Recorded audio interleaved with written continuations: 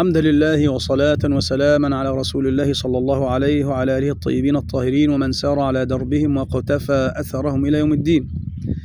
أخي الحبيب الشيخ بلال، سؤال قيم وورد عند السلف من العلماء والخلف، نعم ولم لا، وهي أيام النفحات والقربات أقسم بها رب البريات كما لا يخفى على الجميع، فقال جل ذكره: والفجر وليال عشر ولا يقسم العظيم إلا بعظيم. يوم عرفة يوم عظيم، ينزل الملك سبحانه وتعالى نزولا يليق بجلاله وعظمته وكبريائه إلى سماء الدنيا، يباهي أهل الأرض لأهل السماء.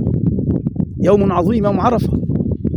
أيضا اجتمع فيها يوم النحر، يوم الحج الأكبر، يوم العيد وهو يوم الحج الأكبر لما اجتمع فيه من أعمال الحج، ففيه اجتمع فيه أمهات العبادات، ففيه رمي جمرة العقبة الكبرى، وفيه الذبح، ذبح الهدي الذي تقرب به الحجيج الله عز وجل، وأيضا غير الحجيج يتقرب الناس بالأضاحي تقربا إلى الله عز وجل: إنا أعطيناك الكوثر فصل لربك وانحر. فعبادة في الحج بالهدي وعبادة الذبح أيضا عند من لم يحج، فاجتمعت فيه العبادات: رمي جمرة العقبة الكبرى، ثم ذبح الهدي، ثم طواف الإفاضة، ثم أفيضوا من حيث أفاض الناس، وهو ركن من أركان الحج كيوم عرفة. الله أكبر. وتحلل أيضا الحجيج اللي هو التحلل الأصغر، يفعلون أي شيء إلا الجماع. فاجتمعت أعمال أمهات العبادات في هذه العشر الأوائل من شهر ذي الحجة، والأعمال فيها مضاعفة، أي عمل فيها مضاعف. وأيضا من أعظم الأعمال فيها رفع الذكر سبحان الله والتكبير والتهليل، حتى أن الصحابة وأبا هريرة وسعيد بن جبير وغيرهم يعني كانوا يمشون في الأسواق يهللون بالتكبير. جزاك الله خير يا مولانا. وهذا باختصار آخر يطرحه أحد السائلين، يقول: ما هو أفضل الذكر في يوم عرفة؟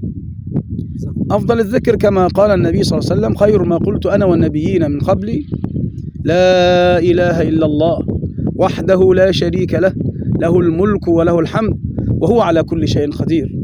وهو إثبات التوحيد لله. هنا أمر عظيم وجلل، إثبات التوحيد لله، أي لا إله إلا الله لا شريك له، لا ند له، لا كفء له، لا شبيه له، لا مثيل له، ليس كمثله شيء وهو السميع البصير. وهنا نقول نقطة مهمة جدا في تحقيق توحيد الله. شوف، خير ما قلت أنا والنبيين من قبل، كلام من؟ كلام خير البشر محمد صلى الله عليه وآله وسلم، سيدنا وحبيبنا. وهنا نحقق التوحيد، لأن كثيرا من المسلمين ممن ضل عن طريق التوحيد، فسألوا غير الله وطلبوا المدد والعون والغوث من غير الله، وطافوا بالقبور وطلبوا المدد من الأموات ومن الجن ومن غير ذلك، يقولون: مدد يا بدوي، مدد يا حسين، مدد يا علي. أشركوا بالله، ومن فعل ذلك ليس له شيء من حظه في الدنيا إلا بعد التوبة. والدليل، اسمحوا لي أن أستطرد في هذا السؤال لأنه أمر عظيم وخطير. لا يقبل لك أي عمل إن اعتقدت أو سألت غير الله أو طلبت المدد والعون، وسأثبت لك هذا من كلام الله ليس من كلامي. قال الله لنبيه: ولقد أوحي إليك وإلى الذين من قبلك لئن أشركت ليحبطن عملك ولتكونن من الخاسرين، بل الله فاعبد وكن من الشاكرين.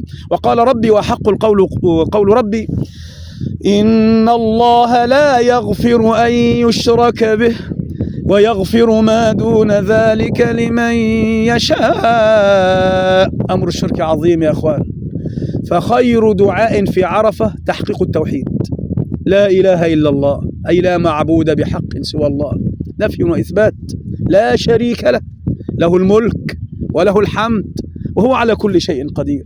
فكيف تقول مدد يا فلان؟ والمدد لا يطلب إلا من واحد وهو الله. ما الدليل؟ الدليل في سورة نوح التي يحفظها الكثير من أبناء المسلمين. يقول الله عز وجل: فقلت استغفروا ربكم إنه كان غفارا يرسل السماء عليكم مدرارا ويمددكم بأموال وبنين ويجعل لكم جنات ويجعل لكم أنهارا ما لكم لا ترجون لله وقارا وقد خلقكم أطوارا. فكل العبادة عبادة الأعمال، الذبح والصلاة والطواف بالبيت، ولي الطواف بالبيت العتيق، صلاتك، هديك، زكاتك، ذكرك، كل أعمالك الظاهرة والباطنة، الخوف والرجاء وأعمال القلوب كلها لواحد وهو الله. قل إن صلاتي ونسكي ومحياي ومماتي لله رب العالمين لا شريك له وبذلك أمرت وأنا أول المسلمين. فخير الدعاء أن تثبت التوحيد لله ثم تسأل ربك ما تشاء في يوم عرفة. فنسأل الله أن يتقبل منا ومن الحجيج وأن يكتبها لنا ولكل مشتاق أن نقف على عرفة، ونسأل الله عز وجل هذا. وصلى الله على نبينا محمد وعلى آله وصحبه أجمعين.